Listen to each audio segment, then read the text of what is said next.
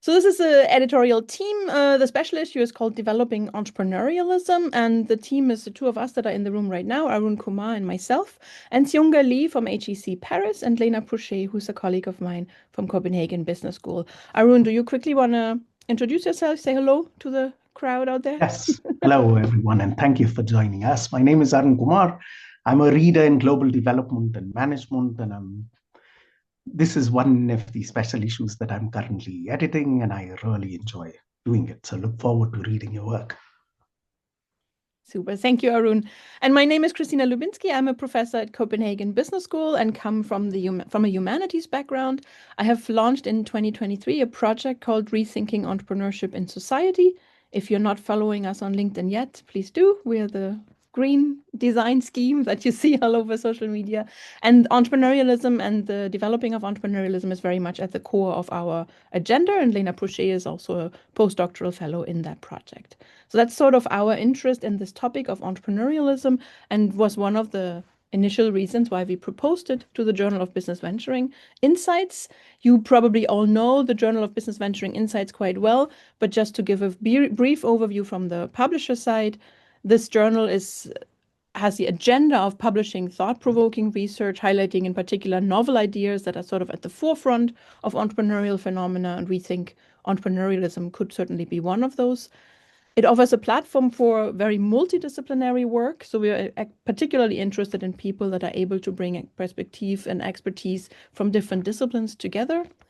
It is open to work that brings entrepreneurship research in ideas in dialogue with other ideas from within and beyond management scholarship. So it could certainly also include humanities, social sciences, natural sciences, whatever is interesting to you and can make a valid contribution.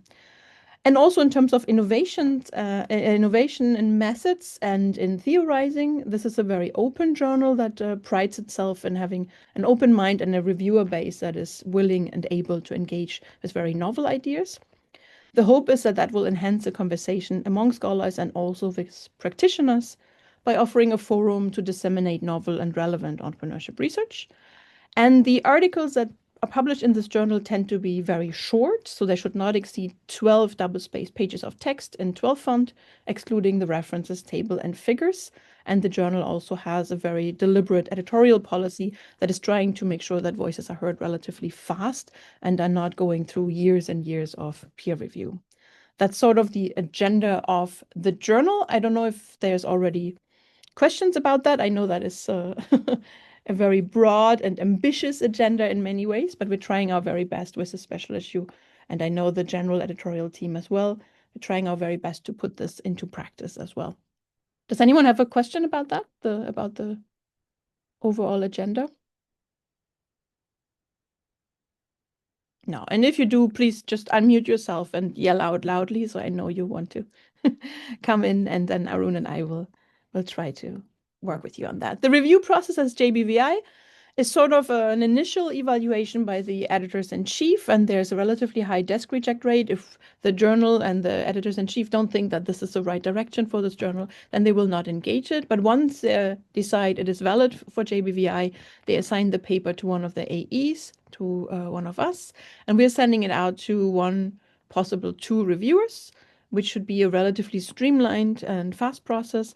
And then there would potentially be one R&R, typically not more than that, before we get to a final decision. The current acceptance rate is at about 12%. But of course, for special issues, there's a bit of a different process, a bit of an earlier evaluation process as well, with pre-workshops and things like that, where you can already get sort of feedback and some ideas on how we're thinking about your work. And with our special issue on entrepreneurialism, we have decided to suggest a pre-PDW, a paper development workshop that will happen on the 9th of April. And if you're interested in joining for that paper development workshop, getting some early feedback from the guest editors of the special issue, then you should submit an extended abstract of maximum 1,000 words by the 25th of March. That's a kind of be a smaller online workshop where the editors are getting together with the interested authors and having a conversation about making some of these papers more specifically relevant for the special issue by improving the frame, the methods, and so on and so forth, and making sure that that fits in. The topic we want to talk about with the special issue is entrepreneurialism.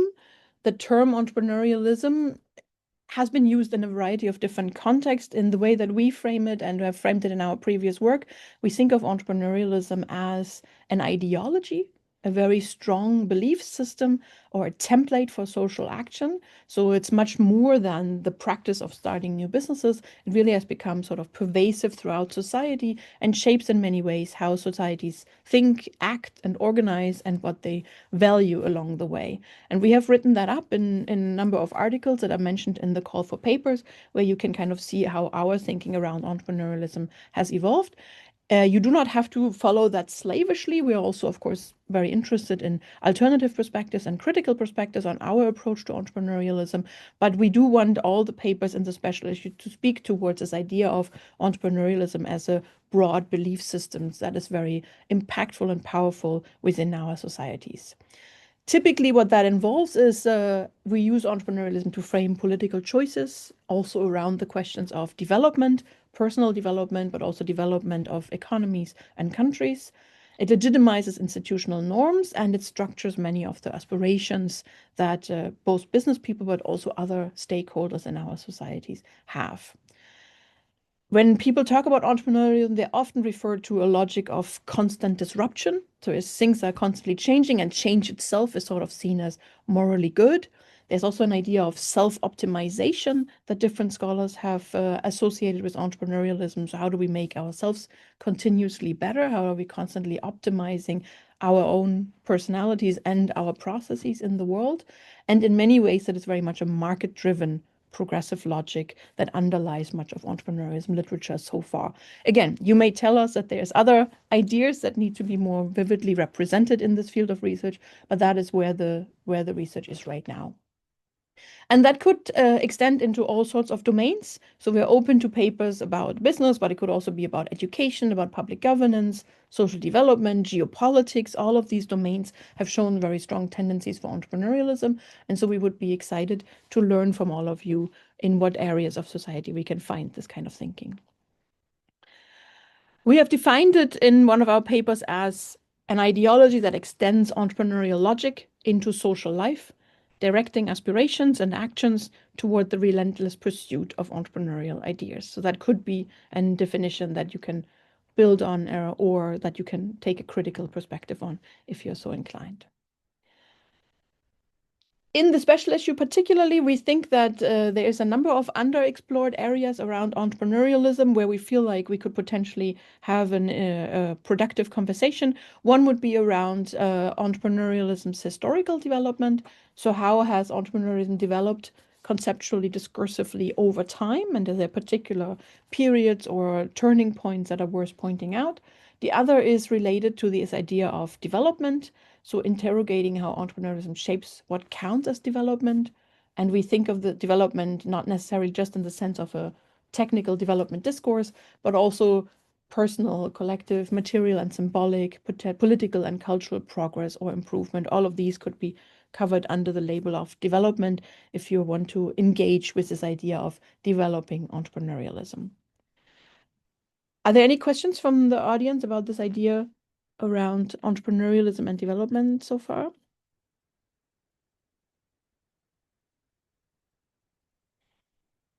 And Arun, maybe you can help me if you see a hand raised, then please call people out, let them know that they should be speaking. Okay, good.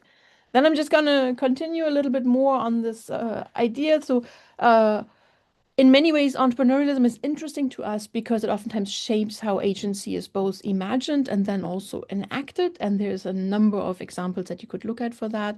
So this is often within a particular political agenda. It also often comes at the expense of certain communities, not seldom marginalized communities. And so we think that entrepreneurialism is relevant to the discussions around development because it legitimates a particular vision of development while oftentimes foreclosing some of the alternatives that are possible around that.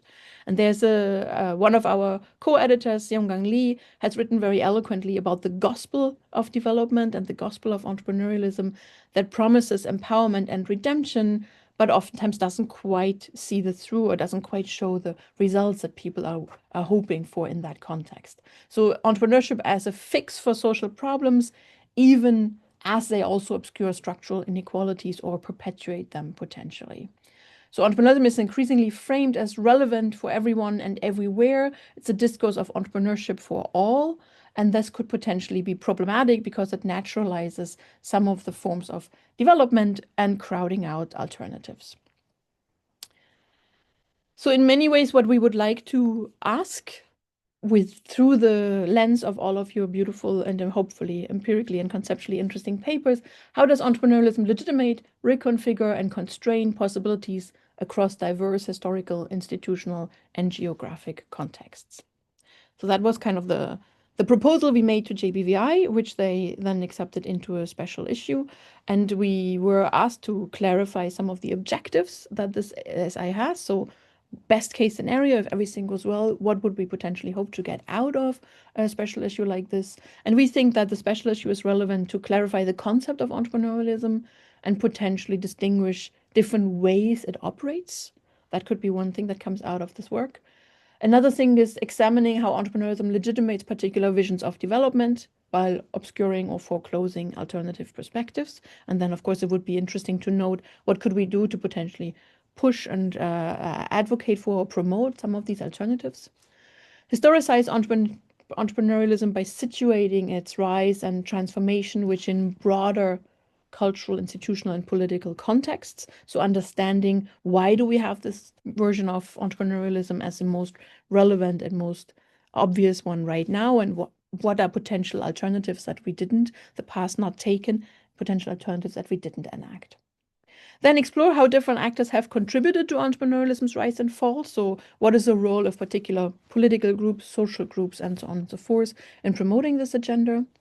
Critically assess the consequences of entrepreneurialism on development goals. And again, we understand development broadly, individual, collective, markets, societies, and so on and so forth. And finally, examine ideological and empirical critiques of entrepreneurialism and try out, engage some of the counter ideologies and alternatives so that we can also show to our audience, which is not just academics, but also lots of practitioners, what are some of the alternative paths that they could take and what are some of the potentials that this could bring. So these are our overall objectives for this special issue. That could include a number of different topics. We have spelled out a few of them in the call for paper, so you can read on the details in the call for paper if you're interested. We're thinking about discussions of entrepreneurialism as an imagined community. So I teach entrepreneurship, I've taught it for over a decade in business schools, and it's interesting to me that no matter if I teach in India, in Latin America, or in Europe, when I teach entrepreneurship, it seems that all students have sort of a similar take towards what entrepreneurship should be. And it's oftentimes not the type of entrepreneurship they necessarily see in their local geography, but it's an ideologically shaped kind of understanding of entrepreneurship that is oftentimes very far away from their day-to-day understanding of entrepreneurship. So how does entrepreneurialism create collective bonds, even while insisting on hyper-individualism? And there's an inherent paradox there that might be worth spelling out. How do we imagine communities support or hinder development approaches and goals? We already spoke a little bit about the historical contextualization and better understanding how entrepreneurialism came to mean what it means today. So it would be really interesting to understand these distinct moments that shaped entrepreneurialism's ideological force. I also think that a lot of entrepreneurialism relies heavily on invented traditions, on sort of mythic paths, on iconic figures, on ideas of an entrepreneurial age that are mobilized and legitimized to then kind of think about entrepreneurial futures. The very first issue of the Journal of Business Venturing was actually an article by Ronald Reagan that celebrates an entrepreneurial age and very much has this idea of an invented tradition of what entrepreneurship should be doing for societies. And political imagination and power play. So how does entrepreneurialism enable or challenge forms of othering? How do we establish domination, or how do we naturalize particular visions of progress through this idea of entrepreneurship and entrepreneurialism? Or if you're focusing more on the development side of things, several of our guest editors have strong records in development research, including Arun, who's in the room right now. We could discuss infrastructures of development. What are the linkages between the historical development of entrepreneurialism and its subsequent use as part of development agendas? So that could be one way of thinking about that. There's certainly a strong connection to inequality and global developments. So how does entrepreneurialism reproduce, mask, or challenge structural inequalities across gender, race, class, geography, whatever you think is most relevant here? How are entrepreneurial approaches mobilized in under-researched and marginalized contexts? So could we potentially see an indigenous entrepreneurship perspective on entrepreneurialism? And then we want very much to think about counter-ideologies. Potentially that could include post-growth, ecological, feminist, post-colonial, community-based imaginaries.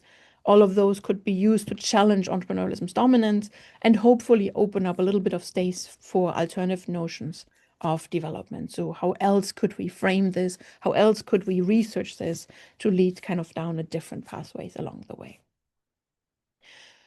These are my first ideas around entrepreneurialism, trying to make this broad so that all of you can find a place within that conversation. Of course, talk to us if you have ideas that you don't see reflected in this at all and you would like to understand if that could still be a fit for our special issue or if there would need to be some change in the framing in order to make it relevant to the special issue. I'm going to hold for another second before we talk about submission formats, just to see if, people have any questions or would like any comments from us. Yeah, Alexa, go for it. I mean, I'm just curious, to be honest. I was wondering how much you're interested in interlinkages with other ideologies, for example, social entrepreneurialism, sustainable entrepreneurialism, and the impact discussion, and then greenwashing, and if that's something that you are interested in. Absolutely. So I think the interlinkages with other ideologies and discourses would be extremely relevant. If you're going more towards this direction of social entrepreneurship, then I think it's potentially a contribution to exploring counter ideologies, right? Kind of seeing alternative points. I can also imagine that there could be really interesting linkages to other ideologies in understanding conceptually what entrepreneurialism is. And classically, entrepreneurialism has been discussed with strong interlinkages to neoliberalism. There's also an established literature on managerialism, which has direct interconnections with entrepreneurialism. So if someone could spell that out to kind of enhance the concept of entrepreneurialism, I think that would also be extremely valid and valuable. It's a good idea. Any other questions? We can also keep them for the end of the discussion. There's something in the chat, maybe? Indigenous entrepreneurship, yes. So we've talked about indigenous entrepreneurship as definitely an interesting angle that could be explored under the realm of entrepreneurialism. So in particular, as we're thinking about entrepreneurialism as promoting and reinforcing structural inequalities, and of course that could be an extremely good linkage to the literature on indigenous entrepreneurship. Feel free to ask more questions about the details around that, and I think Arun could potentially help clarifying that. Okay, then I'm just going to quickly mention some of the formats that we think could work in a special issue like that, because I think some of the big advantages of a special issue in JBVI is also that it's an opportunity to experiment with new formats that are a bit beyond the classical research paper. We are looking for and accepting and interested in classic research papers. They tend to be a little bit shorter in JBVI, which also means they're a little bit punchier in the way they make arguments. But it's not the only thing that we are thinking about for this particular special issue. And if you have creative ideas, then you should feel free to either come to the paper development workshop or talk to us about it before you submit, so that we can make sure with the publisher that they are also technically and mentally prepared for your submissions. But we are thinking we would be open to video and audio essays, podcast or mini documentaries if you want to. That could be accompanied by a reflective commentary where you explain the scholarly or pedagogical insights of the medium and of your work around that. We certainly are very open to all forms of dialogic and collective formats. So if you would like to have your contribution be more the style of a roundtable or a paired debate where people discuss curated correspondences, which have been proven to be extremely valuable for moving fields forward. All of these are submission formats that we would certainly be interested in exploring with you and would love to see within the special issue. We do think that this particular topic is extremely useful for critical and creative reviews because we're still very early days with the concept of entrepreneurialism. So if you're interested in not just mapping a field, but critiquing its ideological assumptions, including reviews, visual and data essays, annotated bibliographies, collections of artifacts, whatever that may be. But we think that these kind of review work could actually really help to move that field to the next level and to the next stage of development. So that's also a possibility, and we would love to see that.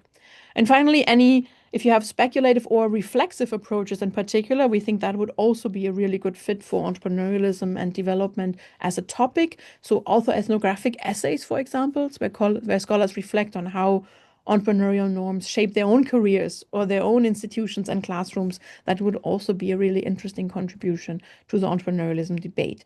Some of these formats are very unusual for our academic field, but that doesn't mean that we should shy away from them.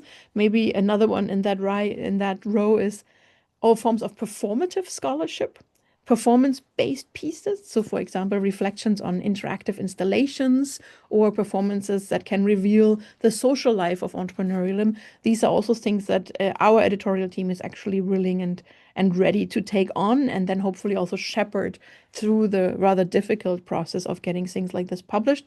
The publisher and the general editors of JBVI are open to it. They said we definitely want to consider all of this, but we recommend for authors that are planning these more unusual submission formats to reach out to the guest editorial team before they submit so that we can make sure that there's actually a pathway for that kind of submission. But we will fight on your behalf for a bit more diversity around submissions to make this a very interactive and very unique special issue that hopefully can help the field kind of develop together a little bit. Couple of key dates, they are all also published on social media and on our Call for Paper website. I already mentioned the paper development workshop, which will be on the 9th of April.